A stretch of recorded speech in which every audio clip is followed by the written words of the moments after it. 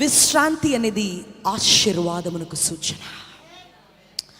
విశ్రాంతి అనేది దేవుడు తన యొక్క ఆశీర్వాదములని అడగకనే ఉచితముగా ఇచ్చినట్లు సూచన. ఆ యొక్క 6వ సంవత్సరం దేవుడు ఆశీర్వదించే విధానం ఎలా ఉంటుందంటే, 7వ సంవత్సరం, 8వ సంవత్సరం, 9వ సంవత్సరం నువ్వు ఏ రకమైన కష్టం లేకుండా ఉత్తగా విశ్రాంతిలో కడిపెడి తింటమే. హల్లెలూయా, హల్లెలూయా. కానీ ఆ విశ్రాంతిలోనికి నువ్వు రాట్లా. ఇది సమస్య.